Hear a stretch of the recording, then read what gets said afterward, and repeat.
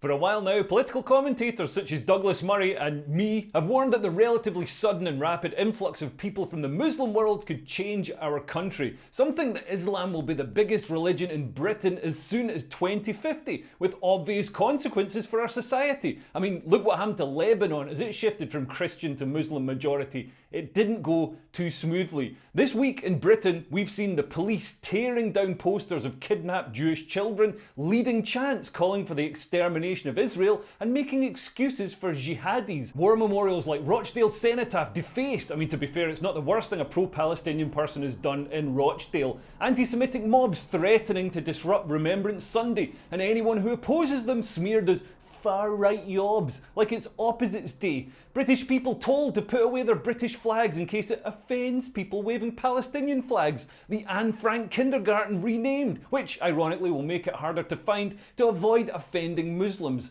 Hamas leaders given council houses in London, British mosques calling for infidels to be destroyed, and a new political party of Islam. If an anti-immigration politician had said in 1970... If an anti-immigration politician in 1970 had said that this would be the state of Britain in 2023, he or she, women can be visionaries too, would have been denounced as a ludicrous alarmist. But this is where we are. The Israel protests have exposed the influence of Islamism in our society, government, media and police. And with... Right, let's go all the way from the start.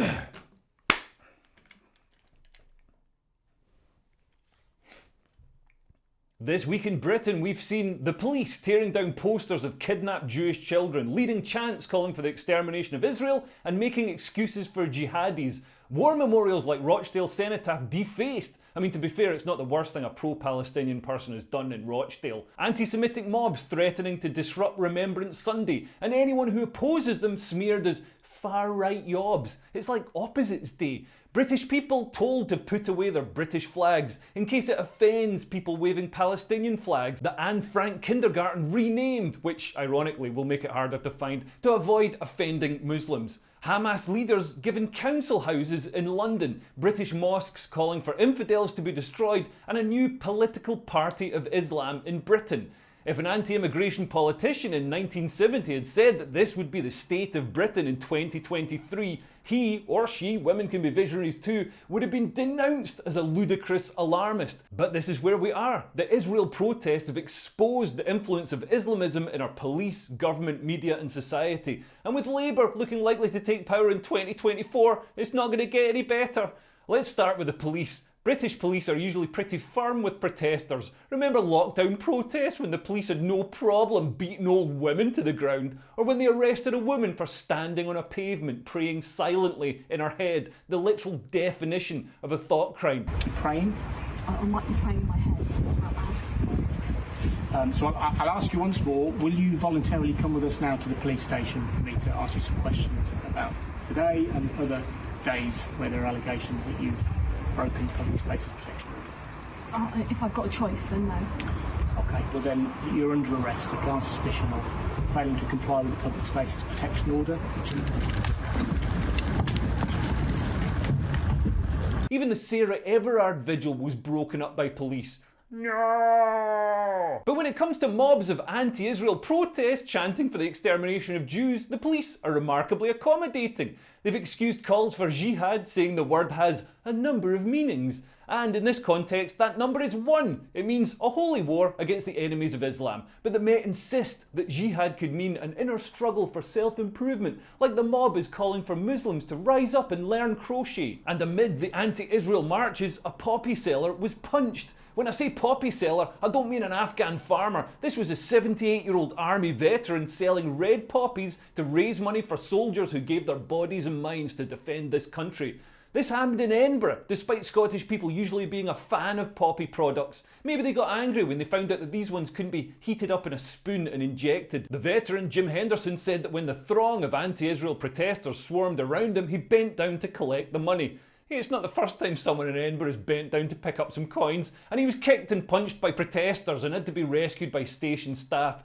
Police investigated but conveniently didn't find enough evidence. I'm surprised they didn't arrest the veteran for hate crime when the people punching him complained they had sore knuckles. Listen, I'm not saying it definitely happened. Maybe he was just jostled, but 78-year-olds shouldn't be jostled, even if they are selling poppies. And there's plenty of evidence of poppy sellers being disrespected and the police doing nothing. Why do woke people hate the poppy so much? The Royal Legion even made a paper poppy this year to appease any eco-warrior types worried that all this plastic is going to get stuck in a turtle's blowhole or something. I can understand poppies being triggering to Afghan immigrants who've been stopped growing them by the Taliban, but skinny little they-thems need to understand that our military is the one thing stopping them being hunted for meat by Vikings. The police also allowed historic monuments to be climbed on by people cosplaying as terrorists and war memorials to be desecrated. It's much scarier arresting a mob of Islamists than a little lady who's silently praying, I guess. Police are walking on eggshells around the anti-Israel mobs like a battered wife tiptoeing around an abusive husband.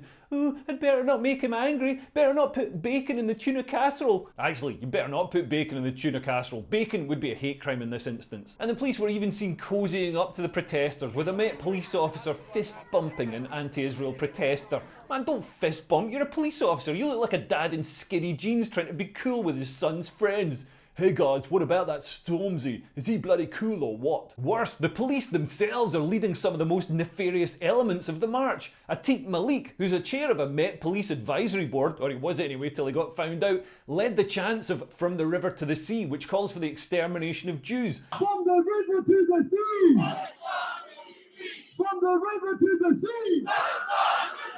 No wonder the Met think that calling for jihad is alright if these are the people advising them, and despite the police trying to reduce Islamophobia, their embrace of radical Islamists reflects terribly on the majority of British Muslims who just want to get along with everyone. It's not just the police, the Crown Prosecution Service also harbour nefarious anti-Semites. Mohammed Kosbar is a prominent mosque chairman who praised the founder of Hamas. He's also been advising the CPS as part of a scrutiny panel on hate crime. This shows that hate crime regulations aren't about stopping hate at all. They're about enabling certain kinds of hate while labelling valid behaviour as hateful so that the state can shut it down. It's all about pushing a political agenda, which was perfectly demonstrated by the police tearing down posters of kidnapped Israeli children in case, in their words, it escalates a tense situation and offends the Muslim community. Luckily, nobody's offended by pro-Hamas chants, eh? And this police staffer, Amina Ahmed, who works in counter-terrorism, says that anyone supporting Israel should be labelled an extremist Islamophobe, inciting hatred against Muslims. We're seeing the weaponisation of hate crime laws by the state. But anyone displaying a British flag is in trouble, and the police are remarkably candid about the reason here. And yet when they march down with hundreds of Palestinian flags, you won't say a word.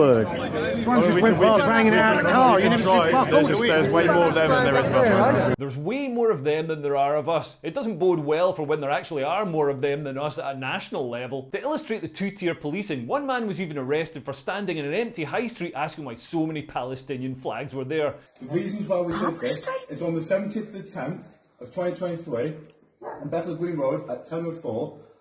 You were witnesses saying, obviously, people, why are they over here, etc. We let them into our country, etc. So, big deal. Yes, okay. So, big deal. After a month of anti-Israel protests on Armistice Day, traditional Brits, by which I mean the ones who don't wear keffiyehs, turned up and the police suddenly rediscovered their ability to arrest protesters for chanting hate speech such as "England till I die." I don't know what the final count will be, but as of 6 PM it's nearly 100. It looks like they were lured into a trap. The Met Police fall under the leadership of Sadiq Khan, who's a Muslim. Now, I'm not saying that the Met Police are siding with Palestinian protests because the person calling the shots is a Muslim, but they are, and he is. I'll look at how our politicians are reacting in a moment, but first let's look at the mainstream media. Seriously, they need the attention. Nobody watches them anymore. Well, the BBC are behaving exactly as you'd expect an elite cabal of Oxbridge-educated wokists to behave. They unquestioningly share Hamas propaganda as gospel truth, even hilariously running this fake news footage featuring a notorious and very recognisable Pallywood actor who's popped up as a freedom fighter, a blood donor, a foster father, a resilient patient, a revived corpse, a war correspondent wearing a hat that definitely doesn't fit his head, an American Idol, a radiology tech, and a tour guide. Man, this guy's more versatile than Meryl Streep. But it's laughable that this is on the BBC that crows about its BBC Verify fact-checking department.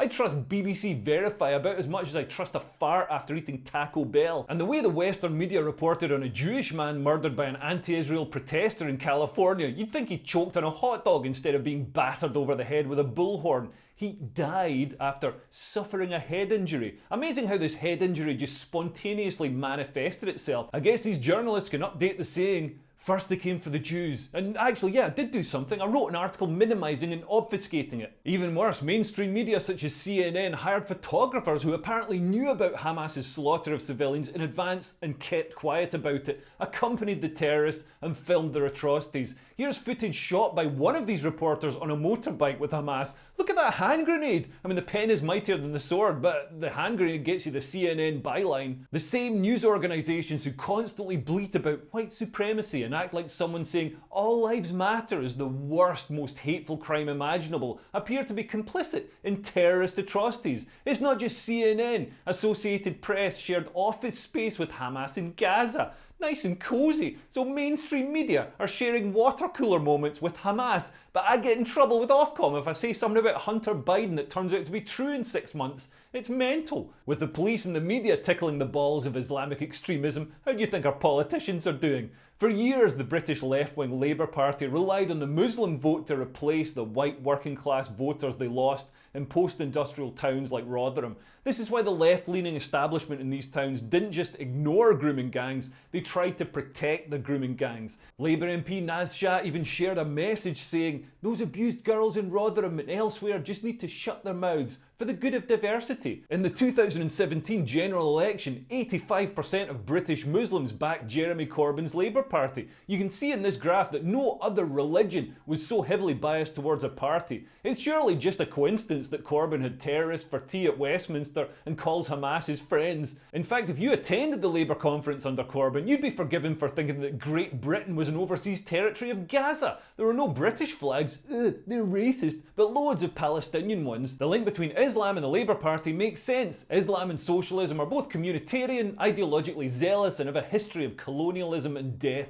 Hamas might want to wipe out all non-Muslims, but communism has put in the hard yards, killing an estimated 150 million people, although Islam has mainly managed to keep control of the countries it's colonised. It's not a new thing. Labour leader Tony Blair opened the floodgates for immigration back in 1997. His right-hand man, Peter Mandelson, admitted 16 years later that it was a deliberate ploy to rub the right's nose in it and increase the long-term electoral majority for Labour by bringing in people who'd vote for them. It doesn't seem like a healthy democratic way to get votes. Instead of listening to British voters and doing what they wanted, Labour brought in people who voted the way Labour wanted them to. But once Labour had made this deal with the devil, they had to dance to the devil's tune. As they've done this week, a Labour-run council cancelled its remembrance parade out of health and safety concerns. Interestingly, the same council paid $8,000 towards a pride parade. Maybe if we rebrand the soldiers who sacrificed their lives for us as part of the fetish community, we can get our authorities to respect them. The cenotaph in London was stripped of British flags. The authorities rushed to make the excuse that they'd just been taken in for cleaning and would be returned shortly, which is a very convincing excuse. They've clearly only got one set of flags, like a student with one duvet cover.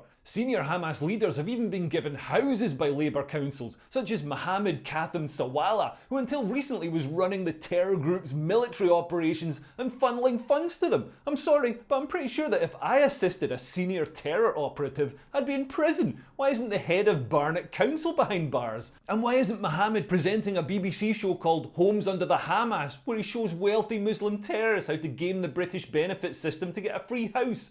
The all-party parliamentary group on British Muslims released a statement saying that recent divisive comments by the Home Secretary are leaving British Muslim communities in the United Kingdom feeling unsafe. Please spare a thought for the Muslims who feel unsafe during these marches calling for the extermination of Jews. Old Gulag Pants himself, Jeremy Corbyn, came down from the attic to say that Gaza is full of creativity. Yeah, and ISIS are an experimental dance troupe. To be fair to Jeremy, they have been very creative about where they hide their rocket launchers, in hospitals, schools and water tanks. This one reminds me of a school project to make a pen holder out of a washing up liquid bottle and some bog roll tubes. And they've been very creative about all that aid money that left-wing Western governments throw at the Palestinians. Estimates are that more than half of it gets spent on arming Hamas. Hey, at least it's getting funneled back to shareholders and weapons manufacturers in the West, and all the ruction made Labour Labour leader Keir Starmer very nervous. The main criticism of Keir Starmer is that he's bland and doesn't take a stance on anything. He doesn't so much sit in the fence as spend 3 hours deciding whether to sit in the fence or not, running it past 5 focus groups, 3 special advisors,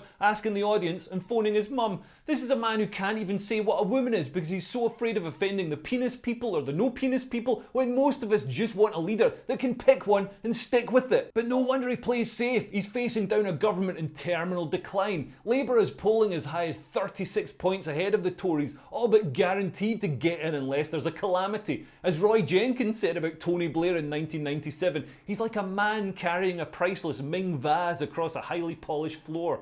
But has that Ming vase just shattered in his hands? The conflict in Israel has opened a huge rift in the Labour Party. Keir tried to show support for Israel, saying that it had the right to defend itself, but this was about as popular with the Labour establishment as a request to do a hard day's work. Majority Muslim-run local councils in parts of England took a break from awarding fraudulent public sector contracts to their cousins and demanded that Keir resigns. More than 60 Labour MPs called for a ceasefire, and a raft of councillors resigned too. MP Imran Hussain, I wonder what his religion is, resigned as well. So Keir recorded a video about Islamophobia and took his poppy off to win them back. It didn't work, and now lots of Brits hate him for not wearing a poppy. Some said that the video was recorded prior to poppy time, but come on, politicians plan for this stuff, especially one as anal as Keir, and loads of other Labour MPs took the poppy off to hang with Muslims. But it didn't work. Muslim support for Labour plummeted, and registration papers were put in for a new Party of Islam. It didn't get very far. Its official application read like it had been written by someone with hooks for hands recovering from a head injury. We are a party who has been created to help all of the minority in the land of Great Britain have a voice. We will make sure that all problems which linger in the great country of Great Britain is defeated. I mean, to be honest, it's a better grasp of the English language than your average socialist, and at least the Party of Islam will be able to say whether a woman can have a penis or not. We already have an idea of what the Party of Islam would look like. The Islamic Party of Britain, formed in 1989, argued that homosexuality was not to be tolerated and that homosexuals should be put to death for a public display of lewdness. Very progressive. It folded in 2006. Personally, I think it would be great if the Islamist element of Labour broke away and formed a separate Party of Islam. Unconstrained by being part of a mainstream party, their ideas would be bolder, have more visibility, and alert people to the consequences of a rapidly growing Muslim population. Similar political parties in Europe campaign on policies such as introducing Sharia law and gender segregation on public transport. And we've seen this week how Muslim countries in Europe aren't the most tolerant. Here's an airport in Dagestan, which is some Muslim part of Russia, getting stormed by a mob of Muslims because they heard a Jew was on board one of the planes. It's life imitating Borat. Luckily, there were no wells to throw anyone down. Owen Jones came out to say that there's no connection with Palestine. They're literally waving the Palestinian flag, Owen. There's a little bit of a connection with Palestine. It ended after Russia sent in the 3 special forces operatives it's got left after sending everyone else to Ukraine to die in a potato field. And how is society responding? I was upbeat in my last video as people seem to be waking up to the woke ideology being used to justify horrific slaughter of civilians. Sorry, decolonization of civilians. But if social media is anything to go by, people are leaning back into wokeism. It's too hard to let go of the indoctrination that Muslims are oppressed, diversity equals strength, and anyone questioning this is racist. This graph shows how social media posts are now overwhelmingly in support of Palestine. But even on October the 7th, when Israel hadn't retaliated and Hamas were still slaughtering kids, people were split 50-50. People have fervently held opinions based on absolutely nothing. People have fervently held opinions based on absolutely nothing. Woke ideology has replaced facts as a basis for a worldview for people like these girls interviewed at a pro-Hamas protest in London. Hamas invaded Israel on the 7th of October. What was your initial reaction to that?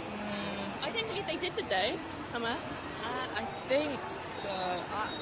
Honestly, I think I need to be a bit more clued up on everything that's going on.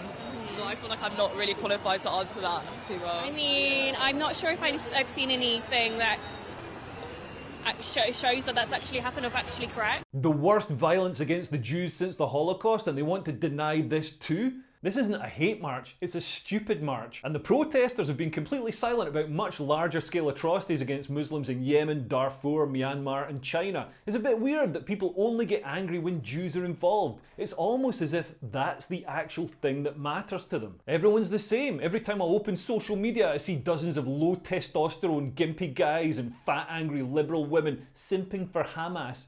We demand a ceasefire, they bleat. Why won't Israel leave Hamas alone to continue murdering Israelis? They seem to forget that there was a ceasefire and then Hamas broke it and now there's a war. I ask how they can be so naive, but I was so naive myself before I read up on the history of Islam and Judaism. I marched against the war in Lebanon and the siege of Gaza, and not just because I was trying to shag an Egyptian girl. I really believed that Palestinians were innocent victims brutalised by a modern militarised state. Then I learned about the history of the region, the colonial power of Islam, and the wars Israel fought, and realised that Israel is being singled out because it's civilised, and not just because I was now shagging a Jewish lassie. So I changed my mind. Are other people changing their minds? Well, my Jewish friends are waking up to the fact that despite what the ADL say, white people aren't the greatest threat to Jews, and may in fact be their greatest allies. Looks like you took the knee for nothing, guys. And surely some normies who don't pay attention to the slow creep of socio-demographic change, fatwas for novelists, or teachers forced into hiding for showing cartoons might have seen the footage of the Palestinian protests and thought,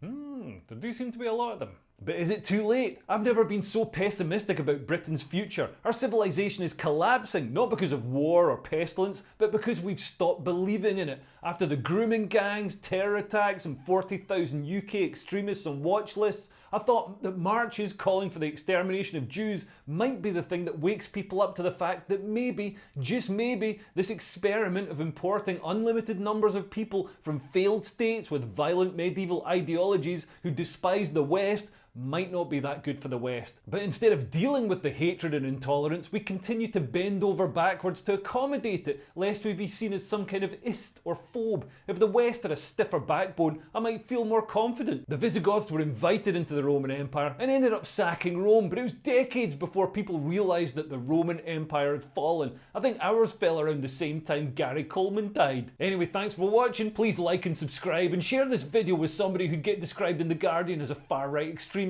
And if you want to support me making these videos, sign up to my Patreon. You get exclusive content like live streams and I get money, which lets me buy stuff. There's a link below. Also, if you're out and about and you want to make sure you don't get called a far-right yob by The Guardian, make sure you join the mob chanting anti-Semitic slogans and taking a shit in a war memorial.